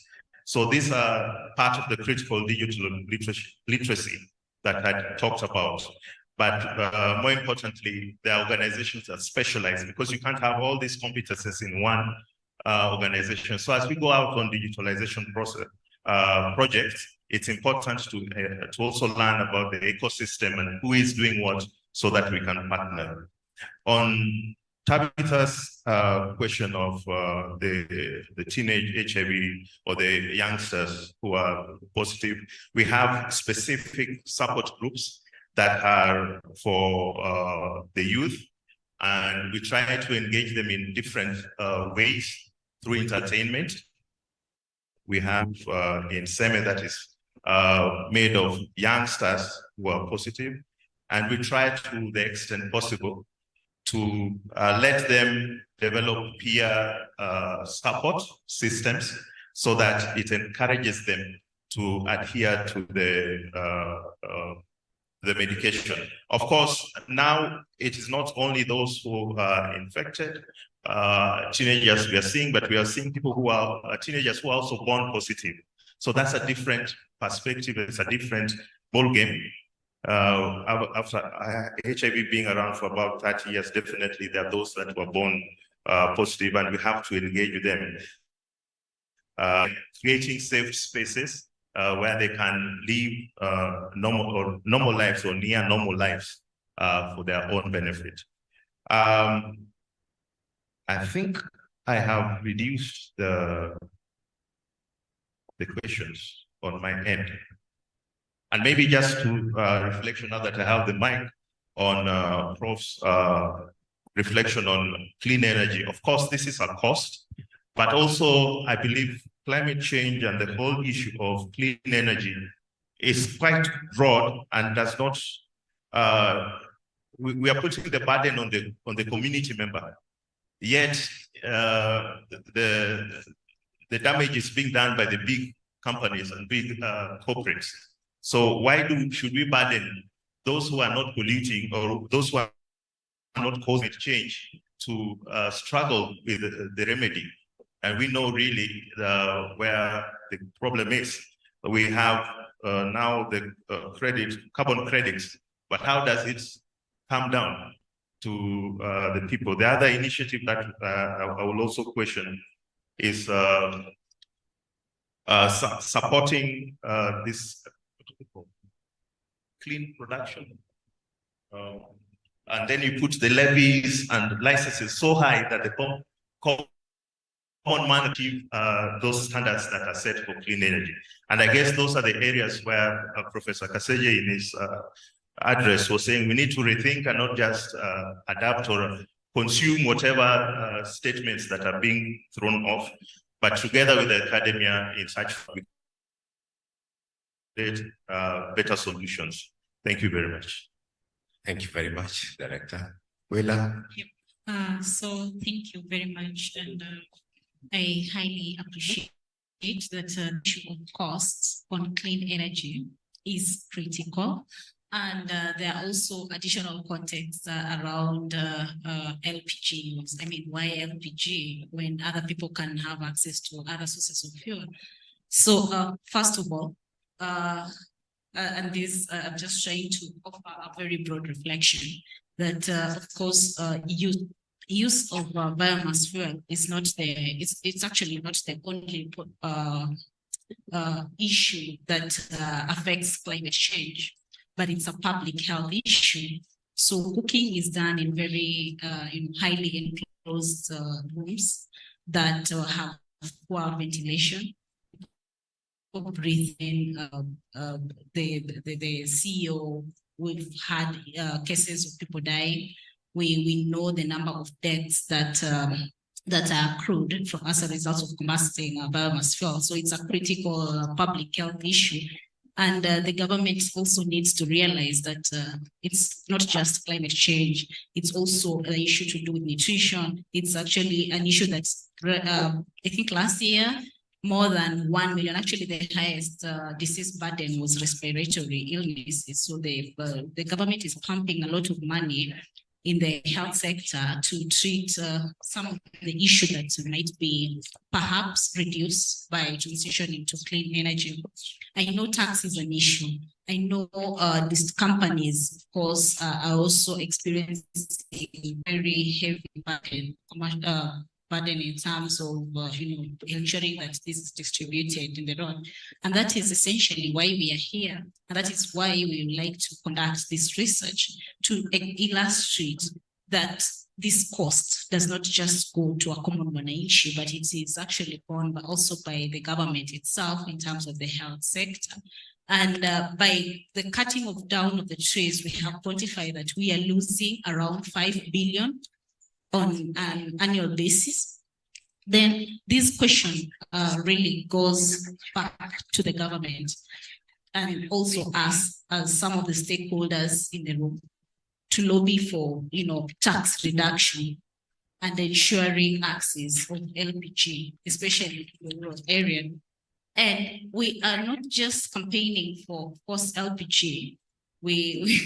We don't have any shares there, but we're saying if a household completely cannot transition to clean energy, then we are creating awareness. They need to know that by you exposing yourself to biomass fuel, then you're exposing yourself to health issue. Then if you must use biomass in the rural area, then it must be a very, very, very ventilated room. That is one. Number two, if you can access biogas, if you can access methane, that is cocoa, that is highly also penetrating, that is fine. But what is scalable, honestly, for the majority of the population? Biogas, for instance, cannot be used in the urban areas. And the urban areas are the most vulnerable people because they cook in actually a tiny room that has no ventilation. Think about the people in the informal settlement. They, first of all, second, beyond just being poor, of course, there are other security threats and the kind of course, houses. So if such a household cooks honestly with the other sources of fuel, say like, or firewood or wood, then of course they're exposing themselves to additional hazard. And that then calls to create awareness. Cocoa is not expensive.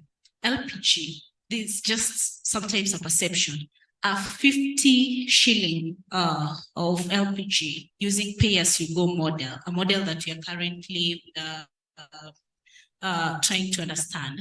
If you recharge your gas using 50 shilling, it can actually cook your breakfast as well as cook your lunch. And think about charcoal.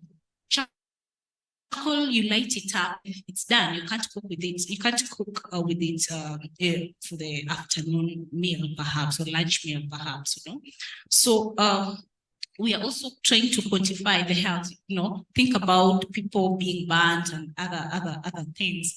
But I also want to leave it also to the rest of the team here to reflect, because people actually don't know that you can actually cook. The pay companies highly penetrating in the informal sector, and is also trying to see how best to penetrate in the urban areas as well. And this is actually one of the innovations that we can, liberate on, to say that, because they're offering these cylinders for free, you don't have to incur the initial infrastructure costs. The equipment belongs to the company.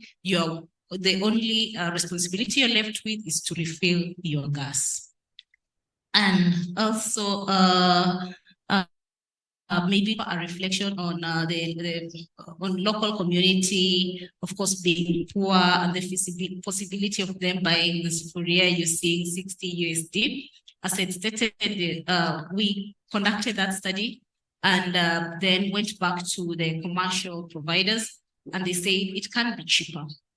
So it is upon us now, again, to go and look at who then can help, produce a similar or close to the quality that was offered during that particular RCT study that can also be used locally in Kenya, because of course we cannot pay 60 or 6,000 or 150, but also you need to reflect that this study was conducted in an informal settlement, and they highly expressed the willingness. And one of the ways they say that they can be able to purchase these particular pots is through microfinance. Those are local chamas.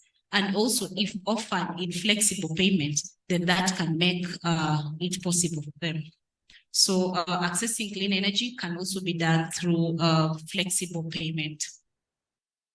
Okay, thank you very much, Willa. Ladies and gentlemen, if you allow me, I would want to bring the question answer session to an end so that we allow Madam Florence Mushiri of Octagon Africa. Madam Florence is the commercial director for Octagon. We will give her a few minutes to make a presentation. After her presentation, we will go for lunch. But I need to let you know that we have considered reorganizing the program a bit after lunch so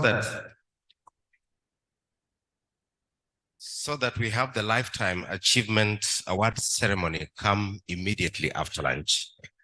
This is in response to a request that was made by Professor Madara, who plans to travel back to Nairobi. Thank you. So let's listen to Florence. Good afternoon. I'm aware I'm standing on the way in between now and lunch. So I'll try and be pretty fast, hoping the being fast is fast. This is on stage. This is where Kisumu really is. It's quite hot up here. But I'm sure I'll still manage somehow. I'm not used to this weather. I'm used to a very cool weather where so you can imagine the environment I'm used to interacting with. I come from Octagon Africa, and I'll briefly talk about Octagon Africa this early afternoon. But before I get there, I want to lay a background about social security so that I can come from the direction of social security to plug in my organization in what we actually do.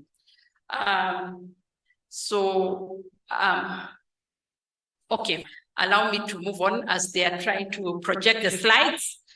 The theme for this conference was transforming communities through partnerships, innovation, research, and development.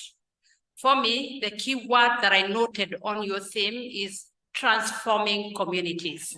And every speaker who has spoken this today is talking about just transforming communities and making a difference in the lives of individuals within cities.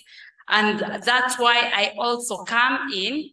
We've spoken about transforming communities in the space of technology, transforming communities in the space of clean air. We've spoken about transforming communities in partnership, like the keynote speaker today shared this morning about partnership. We are talking about sustainability, about community engagement. And so as I stand in front of you, I'm talking about community and in the financial sector, in the financial circles. We are not a bank, but I'll still talk the money world language.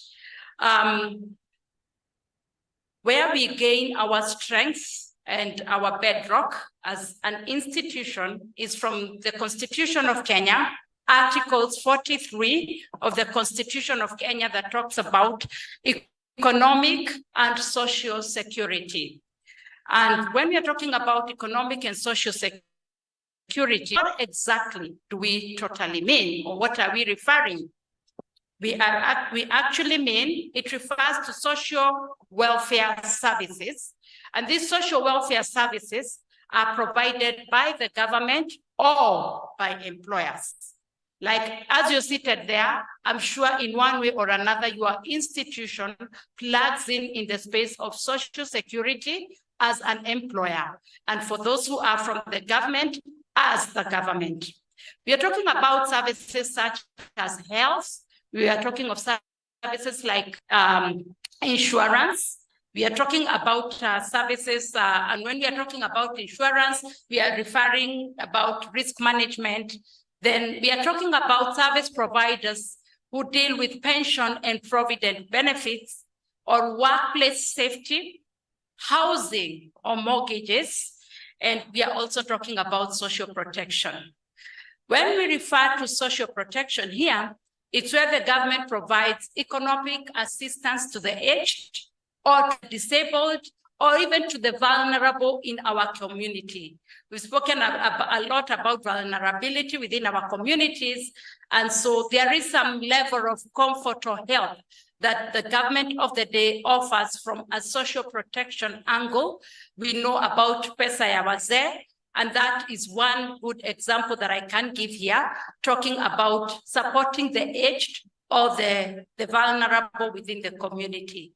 And why does the government do this? Is of course to mitigate the economic challenges that can come along with their inability or their being aged, and they do not have the energy and the strength to be able to source for themselves. So Octagon Financial Services comes in, and we plug in the space where we have pension providers, pension service providers. We deal with both pension and provident, and we are also insurance brokers. So we are an institution that's an award-winning within the region, within Kenya and beyond. And we are dealing with significant companies who will be able to see, but we are dealing with both public, private, and non-profit organizations, and cognizant amongst us. We have non-profit making institutions. Yes, you can get in touch with us, and we'll be able to tell you more about what we deal with. Allow me to skip the mission and the vision because of time. Oops. I'm really ahead.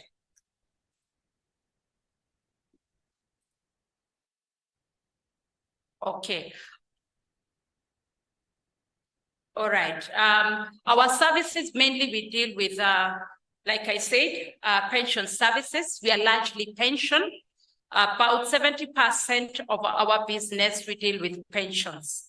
So, and we are dealing with all manner of pensions, whether it's a pension fund or a provident fund.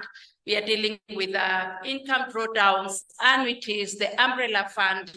And so we are in that particular space. We are also an insurance brokerage. That's the second pillar that we do have. Then we also deal with actuarial services and consultancy. And the final arm that we deal with, we handle a lot of member education. We do a lot of capacity building to engage with our community and help them understand what it means to actually have a pension, what it means to be socially secure, what it means to get a post-retirement medical cover. We do a lot of trainings. However, we have an institute known as Institute of Pension Management that deals with professional courses as well as short courses, as well as other courses that the institution is able to handle. What's our journey in a nutshell? We began in 2007. That's when we began. When we began in 2007, we began as Octagon Pensions, and then we grew and we went to Uganda in 2013. You'll allow me to skip because of time. In 2013, we actually crossed the border. We had already grown in Kenya. We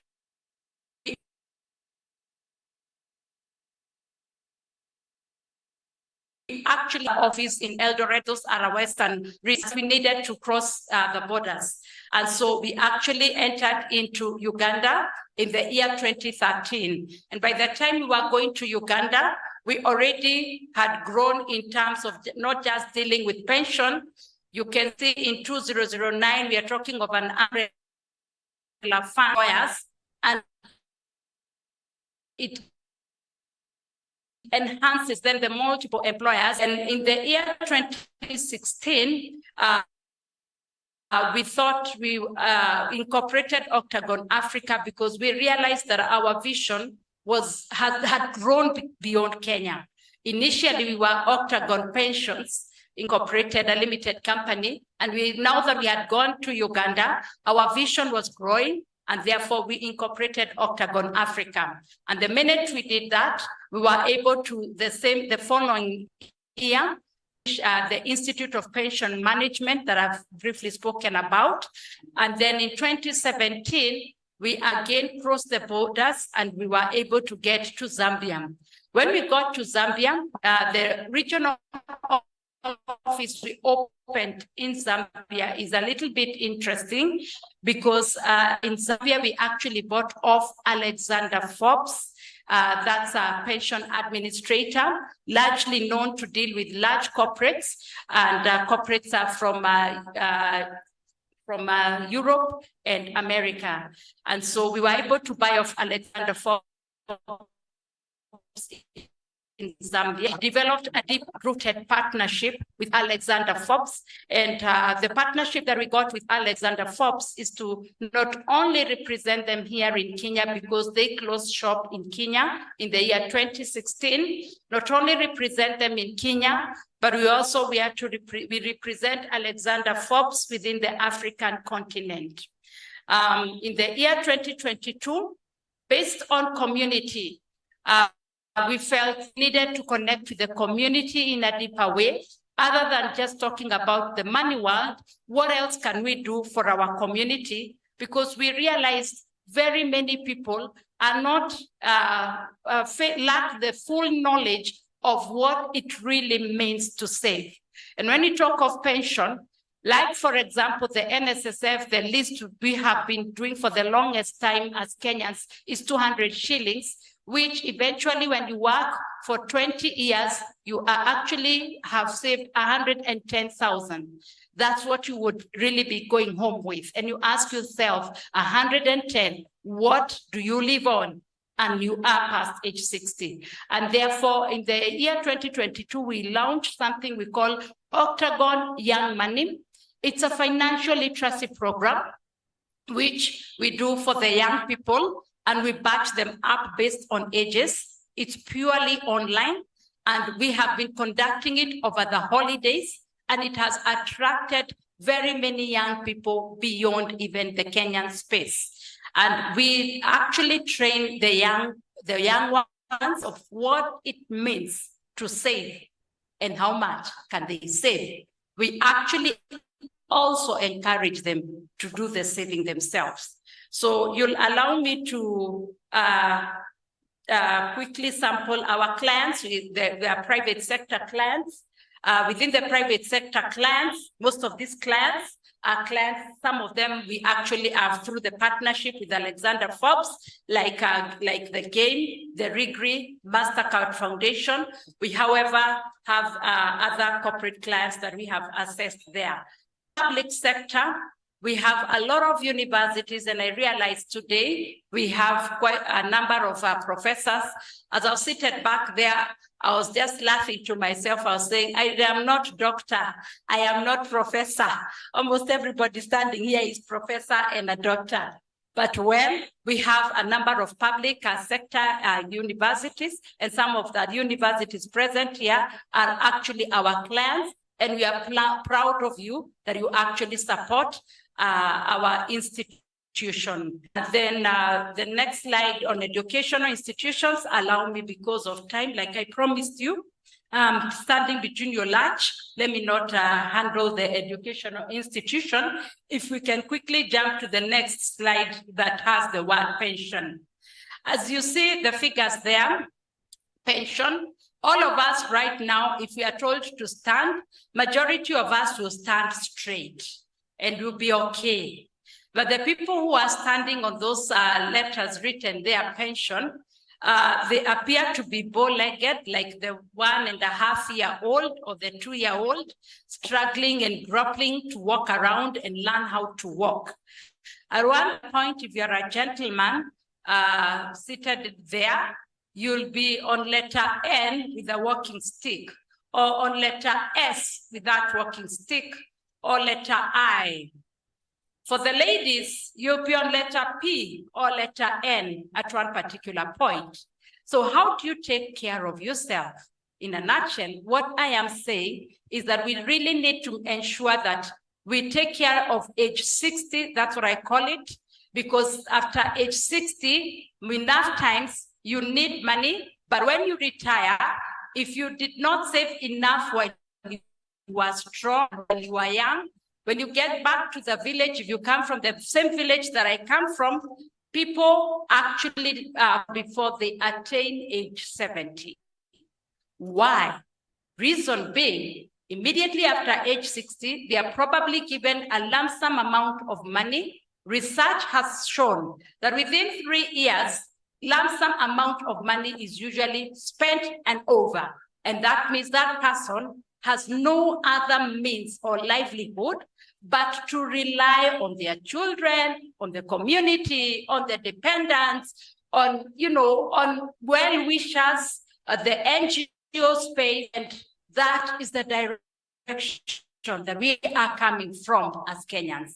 And as I display that photo, I want you to visualize yourself, and you love yourself for a minute, and you tell yourself, I want to take care of my age 60. And Octagon Africa Financial Services is assuring you that there is a way that you can be able to take care of yourself and ensure that, I don't know, my mic has gone down. I don't know if I'm being told it's lunchtime. It could be a bell, eh? This is the most important part of it. I just have one more go. What I'm saying is that it's very, very important that even as you cruise through the journey of life, take a moment and ask yourself, how much is enough? How much will I have saved? At Octagon, we can help you to see the reality by you sharing with us how much you earn. We have a calculator, and we start engaging and asking, how much money do you want to go home with? You tell me I want to go home with 3-4 million. Then we get into the calculator and we let this is the much that you need to start saving in the manner of pension. Why pension and not a bank? In the bank, you will access the money and you will, on a rainy day, and you start saying, I got an emergency. But if this money is in either pension or a provident fund, you have no capability, you have no access to that money. 2, when it's in pension or a provident fund, we actually invest that money so that if finally you have given me 4 million as saving, we're coming to draw it after age 60 or after age 50, which is the early retirement age in Kenya, then it will not be the 4 million, it could be 5.4 million. Why? Because I engaged fund managers because they are the experts, I'm not the experts, and they invested your 4 million and you got a return on investments over a prolonged duration of time. That 1.4 is actually a reality when it has been invested over a long duration of time. So for those people who are in their 30s or in their 20s, please do not say that conversation is for the people in the 40s. It's not mine. Or for the people in the 50s. This conversation concerns you seated there. This conversation is very important so that you don't get to the age 50 and the ones who are seated here in the age 50s, they are saying, I wish I started during my first job, or I wish I started when I was young. That is what happens in the pension space. So it's important that as I sweat myself out here, hear me out. That pension is critical. Just to wrap it up on pension, there is the NSSF 2013 Act that was passed the beginning of this year, and majority of us who have pay slips, I'm sure you're seeing a tier 1 and a tier 2, and you're wondering, what is this? Octagon Africa can come to your institution and we can explain what is the tier 1, what is the tier 2, what is the value add, and the benefit in the long run about the tier 1 and the tier 2 business in NSSF. In a nutshell, what I can tell you is that at the end of it all, The program that the government has started with NSSF is to ensure that we save better money, is to ensure that our saving rate can move from we are right now between 10 and 13 as a nation. We want to move our saving rate upwards because we are the lowest within the East Africa region. And as we move our saving capability upwards, that money belongs to you. And because it belongs to you, Tier 1 is allowed to go to NSSF because it's a provident fund, and a provident fund is the money that you're given lump sum. Tier 2, it can go to an independent or a private pension administrator like Octagon and several other companies that are there.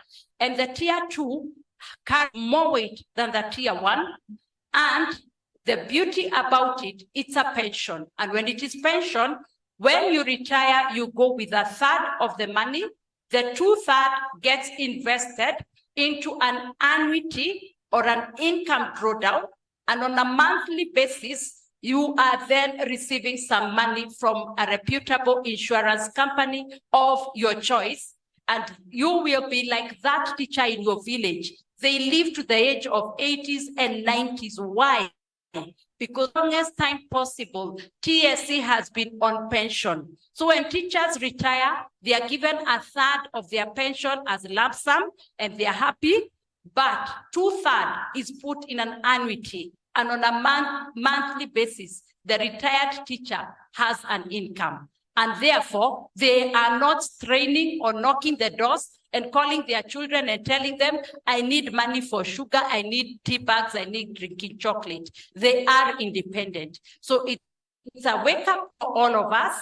And as I finalize on my last slide, if you could go to the last slide, there's the slide on taxation benefit. That slide on taxation benefit is that if you are contributing to pension 20,000 every month, then it's tax-free. The day you retire, 60,000 per every year, again, will be tax-free for a continuous 10 years. So if you are given a pension of 4 million, back to my example, 600,000 is tax-free over and above the 20,000 that is tax-free on a monthly basis. So in my last slide is the insurance brokerage side. As Professor Alfred Osoro was talking, I was saying he's making he was just creating way for me as he was talking about the death rate in Kenya and how bad it is.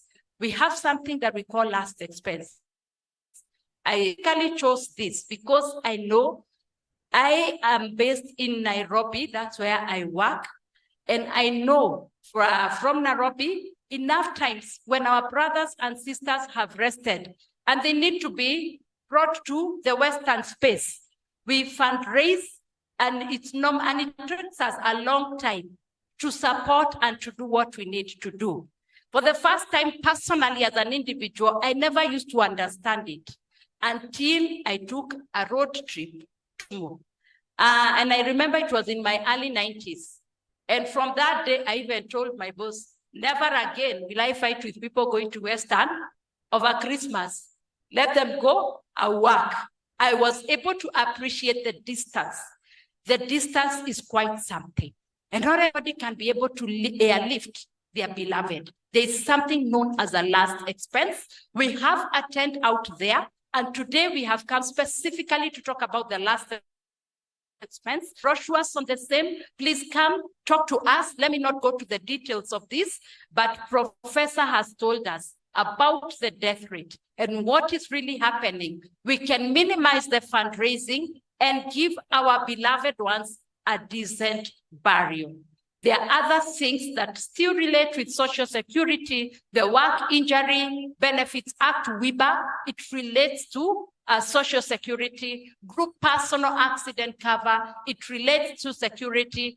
And this is not the only insurance products that we sell. We have group life, and we also have the general insurance products. So allow me to pause there and just tell you that Octagon Africa Financial Services is ready to give you all the support so that you can take care of age 60.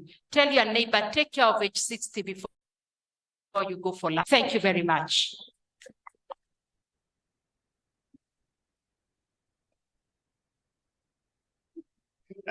Thank you very much. Thank you very much, Florence, for that powerful presentation. For those of us around my age, probably or older, we already know the value of saving for that period to come. I know someone in my village will never write a will, arguing that writing a will is the same as trying to run your family from the grave. Because you can't come back and reprimand anyone, isn't it? But it makes sense to save for the period that you will be home, when you will not be in active employment or enterprise of that kind. Now, thank you very much for these presentations we have had. And so participants, I want us to take the next steps this way. We will go for lunch. Let us say 40 minutes, and then we come back to